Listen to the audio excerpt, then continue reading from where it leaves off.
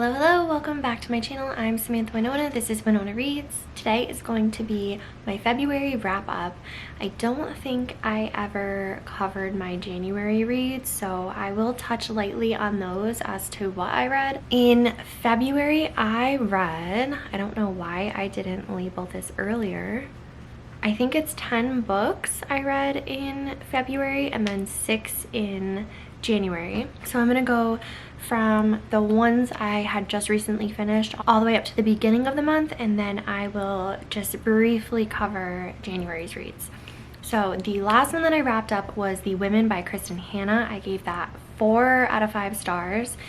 It was amazing. I love her work. I'm definitely going to be reading some of her older stuff because every time I read her work, it's just so picturesque. Like, you can vividly have scenes playing in your head as you're reading. This was about a girl named Frankie who goes off to the Vietnam War. She's kind of following in her brother's footsteps. Finn or Finley had left before her, and he actually, right before she leaves, they find out that he was killed in action. She comes from a WASPy community and, you know, is very, which I think is just a sign of the times, but it was very, women are homemakers, they are, you know, to be married, and she ended up signing up and going right into war. One thing about Kristin Hannah's writing is that she has a huge time span. So I had assumed going into it that it would probably be, you know, the war and everything that Frankie goes through, and then maybe a little bit when she gets home. But this is really a huge struggle and a huge timeline. There's so much going on from even her experiences in the war, and then when she comes home, everything that she goes through.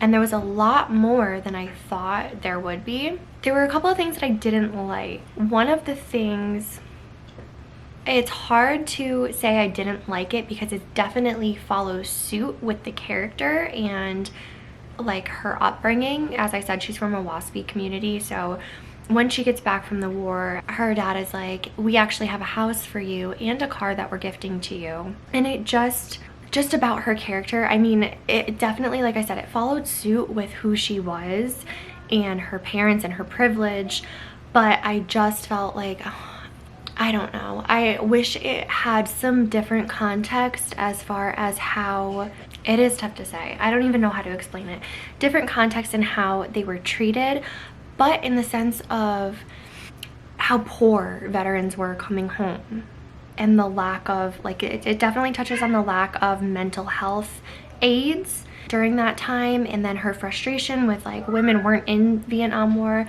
Like, there was a lot of frustration and a lot of anger. I just wish it had touched more in the sense of the impoverished, like, people coming home from war, if they didn't have a family to go back to, they weren't given handouts or stuff of that nature. Does that make sense? So there were things that I didn't necessarily agree with, but overall the book was so good. I loved so much of it. I loved the characters. I really liked how she was able to, I don't want to say this without with spoilers, but I liked how Frankie was able to sort of have a closure with her parents, because I felt like to an extent her mom understood, but her dad obviously very much didn't. And so by the end, I think just that closure in the discussion was something that she really needed, and I liked that she got it at the end. I wasn't sure how I felt about the ending with her love interest.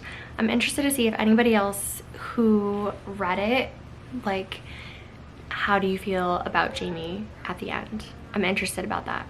But yeah, she went through so many struggles. A lot of it was so frustrating, and she really just, she had a lot of hard times, but she kept with it, and it was just a really powerful, like, women piece, and I enjoyed it and highly recommend it. After that, I listened to as well as read, I kind of took turns Kindle and audio, The True Love Experiment by Christina Lauren, and I love their writing. I love it. This is another one that, like, the second I see something new come out, I like request it at the library. I love listening to it. I did not realize that this is it says #2 on Goodreads, so I still haven't figured out which one is #1. I'm so confused by this. If you know, let me know, please. But this was about Felicity Chen. They call her Fizzy, and she is a romance writer, and she signs on for a docu-series to go on these dates and find true romance, and then ends up falling for the person behind the camera. And I loved every aspect of this. I thought it was so well done. Some of the things were a little rom-com-y for me, even though it's supposed to be, but overall I thought it was so good. I liked that there was the single dad character but still had a good relationship with his ex-partner. That was, I feel like, something new. I liked the ending. All I'm gonna say is the montage. Oh my gosh, like, reading it, I was just smiling the entire time. It was so freaking cute as far as wrapping up the ending. So I highly recommend that one. After that, did I say I gave it 4 to 5 stars? I don't remember. After that, or before that actually, since we're working backwards, I had read Checkmate by Ali Hazelwood. I listened to this on audio. I gave it 3.75 out of 5. This was, I'm looking back at my notes, so that's why Mallory was a chess player when she was growing up, and her father had made some mistakes and kind of veered her off of that path. She really didn't want that as a goal for her or a dream for her anymore. And then between her father's irresponsibilities, her mother's illness, and she is older sister, so she has that like caretaker sort of trope going on. She loses her job and needs to make money for her family to support her sisters, and she decides to go back into playing chess for the money from the tournaments. And then it turns into a romance story with one of the other head players, who I don't remember, with Nolan. Looking back at it now, and it's only been a couple weeks, I don't really remember much of the story. Like, I do, but I don't remember any banter between them. I don't really remember their relationship. I just remember her progression, Mallory's progression as a character, and I think that's what I really found more interesting. She also gets a sort of closure at the end with her sisters and realizing, like, we never asked you to continually overstep and, you know, support all of us and hide stuff from us just because you think you're hiding it to, you know, spare our feelings or something like that. So I did like the family dynamic and how she was able to grow within her family and really into her own person instead of who she thought she was supposed to be. But yeah, the romance I just don't remember, so I think for that reason maybe I gave it a little bit less. Going off of that, previously I had read 2 of her novellas. I gave them both 2 out of 5. Not for me. I don't know what the difference is between her novellas and her actual novel, why there's such a big difference, but her novellas were so cringy and I disliked them very heavily. One of them I DNF'd at like 60%, 50 or 60. The other one I finished. Okay, I have to find the other one because I don't remember the name of it. One of them is Below Zero by Ali Hazelwood, and the other was Stuck With You. So Below Zero I did not finish. Stuck With You I did. I rated them both the same. Let's see. Below Zero, I said, God, this was awful. Hannah is in the NASA engineering program. Ian is the villain who tries to deny her of being signed up into the program, but when she is injured, he's the only one to help. The tension that was attempted in this was terrible to listen to. It wasn't steamy, it was uncomfortable, unrealistic. Yeah, I mean, I couldn't stop rolling my eyes, and like not in a good way. Like it was bad. He made a comment about her boobs being compared to the hills on Mars. There was something like, my hand grazed over something warm and hard. It was his shoulder. Like, no, absolutely terrible. And the other one, I don't even remember. What is Stuck With You? don't remember. Oh, they're trapped in the elevator. That's right. They are engineers. They are trapped in an elevator. That is the only reason I continued, was the work aspect of it. The romance, again, no. Like it was genuinely bad. And it wasn't even funny. It was really bad. So they were two engineers from separate companies in Stuck With You, and he wanted to take her out on a date, and then they hooked up, and then very inexperienced, which I have read that trope before, but this read so cringy. But then he thinks that she stopped talking to him because he forced himself, which they both wanted it. Like, it was pretty clear. And the reason that she stopped talking to him was because her boss had said that he had used her to get intel on one of the programs that they were doing, and then come to find out like neither situation was true. It was a huge miscommunication, and they find that out from being stuck in an elevator together. I was only there for like what happened, like why did they stop talking, why is she so mad at him, but like the romance, it just was not good. It was not good. So definitely don't lose your marbles over reading that. I did have a 5-star read. Let me know if you can guess what it is. That's right, Magnolia Parks, obviously. Magnolia Parks Into the Dark by Jessa Hastings, 5 stars. Do I think the plot was 5 stars? No, but I'm addicted to the series, and I'll always give her 5 stars for Magnolia and Daisy. This is hard to even discuss because I don't want to do too many spoilers, but it had a lot of unpacking the characters further.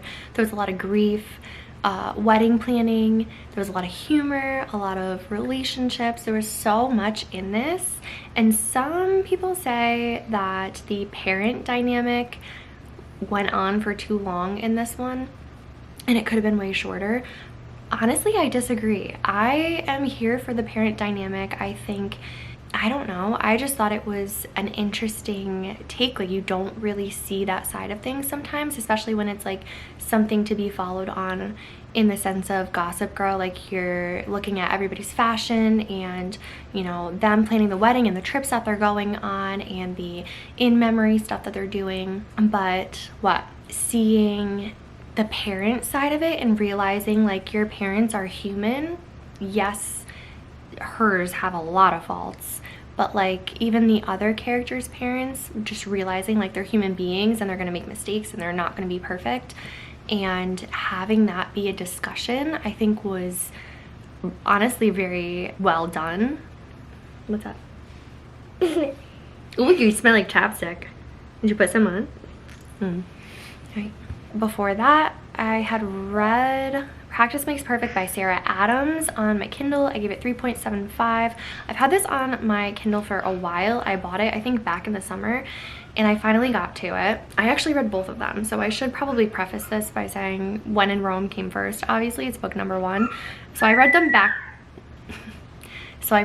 to back. I gave them both 3.75. I did like Practice Makes Perfect more than When in Rome. I didn't really love Amelia's character in When in Rome. She is a celebrity who kind of wants to take a break from everything and goes like undercover. She kind of hides in this small town. Her car breaks down on this kid's front lawn, and obviously there's a romance there. I mean, I liked the small town aspect. I liked that he was sort of grumpy. He came from his family of just sisters and him, which is something that I actually really enjoyed. I definitely liked his side more than hers.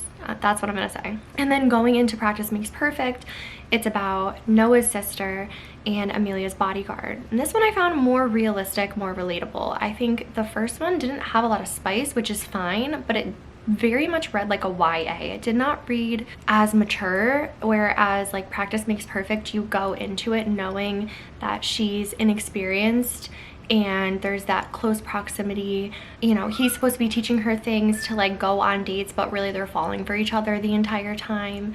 And I found it more believable the second book than the first book. I did enjoy both of those. I would definitely read her other stuff. I might have already read her other stuff. I feel like I've read her before. But yeah, they're not like the best ones that I read, but I liked them and I would recommend them as like a duology. I read The Graham Effect by Elle Kennedy on Kindle. I gave that a 4 out of 5. This one was really good and it was my first hockey read and I was pleasantly surprised. It makes me want to read more. This was Gigi, comes from a hockey family. She's on the women's national team, and I was gonna say her dad. Her dad obviously is a hockey personnel, like he's famous for his hockey playing. And I know that this stems from other works that Elle has done. Like there's a whole different series based on, I believe, her dad and her mom. I have not read those. I started with The Graham Effect. I don't know why. I am interested to read some of her other stuff because I do like Elle Kennedy's writing. I have read it before in a different series, the like Bad Reputation or something. I don't remember what it is, but I do like her writing. But anyway, so there is the men's team is 2 schools dissolve, or one of the schools dissolves, and it is one team meshed together by 2 separate teams. Does that make sense? No. One school closes, so the team has to mesh with the other one or merge with the other one. People get kicked out from both sides. There's a lot of, you know, how are we going to work together as a team versus just feeling like 2 separate teams in one. And then one of the main co-captains, Ryder, falls for Gigi. Gigi falls for him. I felt like the ending was very rushed, which is why I didn't rate it 5 out of 5. I felt like it was a little bit unrealistic. While I do enjoy the aspect of when you know someone's the one, you know, but it felt like they had gone through all of this stuff and then all of a sudden to end it the way that it did, I was like, ugh, like, wasn't my preference. But it didn't read like a long book. Like, I didn't feel like any parts were really strung out or like, okay, when do we get to the next chapter? It was very well paced, so I did enjoy that. But yeah, 4 out of 5. And then I had finished The Wildest Son by Asha Lemme. I gave that 4 out of 5. This was Delphine in search of her father after her mother's death. She stays with her mother's friends and lies to them and says that her mother is writing her letters. She doesn't tell them that they're dead. And there's a struggle to maintain relationships with Delphine. I think there was a lot to really find hidden without everything. You really had to see what was there in the dialogue and her relationships, and kind of, it wasn't just like take it for what it is. Like, I feel like you really had to be invested in Delphine, and there was a lot that was frustrating with her, like a lot. But I think the writing was well done because you could understand, you know, her, just why she is who she is, I guess. There was a lot of guilt that she held on to. She was young, she was a loner. I don't know. There was just a lot for herself, and I think this was very character driven. I don't think it was very plot driven. Going into it, I really didn't know what to expect. I had a couple of ideas of how it would end, but I think what really hit home for me was when she finally had the friendship with, I don't even remember his name, but the boy that she had made friends with when, where was she? Spain?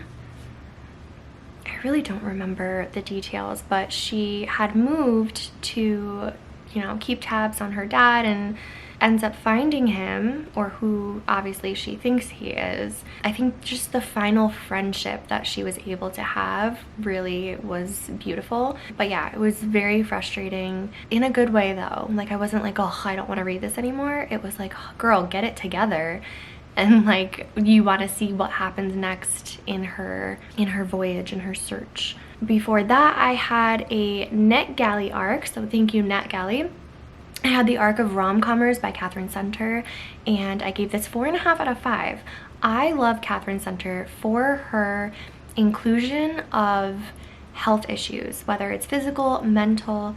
She is someone who always has something included in the story and really just takes a romance to the next level. So this was Emma and Charlie sort of, I would say, forced close proximity. Emma is under the impression that Charlie knows that they're going to work together. Emma has a sick father. She plays the caretaker. She has a sister who comes in and kind of takes over and says, you need time to go do this for you. You've been doing caretaking for so long.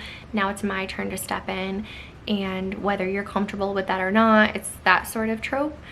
And so she finally goes and works with this guy who she has looked up to for so long, and come to find out he has no idea that they're working together. He doesn't even want to. And he's like, listen, like, if you're already here, just stay in my house. It's big enough that we won't, like, you know, notice each other. And she really wants to do this project because she believes in it. And he's just like, I just want it done, not even to produce it, just to get it written so that I can move on to something else. And it turns into a lot more. And I just think every little detail, like, nothing was lacking in this for me. She does a very good job of not only including the health struggles and, you know, the caretaking in them, just everything flows very easily. There's never a time where you're like, that's not believable, or, you know, that's not well paced, or okay, I want to read the next chapter, in the sense of skipping what you're reading. It's just very, very well done every single time, and I love her writing. So highly recommend that one. And those were all the reads for February. So then January, I had finished First Lie Wins by Ashley Elston. I gave that 3.75 out of 5. I read Crescent City, the first one by Sarah J. Maas, 4 out of 5. I read the physical copy, but I also had the audio, and again, I still have to read the second one to get to the third one. I read Beauty of Your Face by Sahar Mustafa. I gave that 5 out of 5. That was my absolute favorite of the month. I read I'm a Fan by Sheena Patel. I gave that 3 out of 5. And then Daisy Hates the Great Undoing, I gave 4 out of 5. So in 2 months, I read 16 books, and that's it. Let me know what you have read in February and what you are currently reading. Right now, I am working my way through some Dostoevsky, and what else am I in the middle of? Anita Shreve. And I've just been kind of mixing some audiobooks because my attention span hasn't been the greatest. Dostoevsky actually is very interesting as a writer. I am pleasantly surprised, just to say, if you are looking for like a new classic to get into. I started with White Nights because Jack Edwards had recommended it, and I loved it. I literally read it within like 2 hours maybe before bed, and then I had a dream about it. And that's like, I feel like that's how you know when it's really good, when like your brain didn't stop thinking about it while you were sleeping. But yeah, and then I sort of started Brothers Karamazov, sorry. And it's a slow start.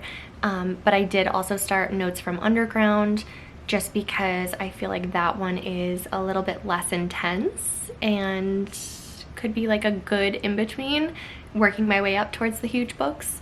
And then there are a couple others that I'm starting. I have a couple of arcs on my Kindle that I want to get to. So little time, as always. Let me know in the comments what you are reading for this month, and what was your 5-star from February, if you had one.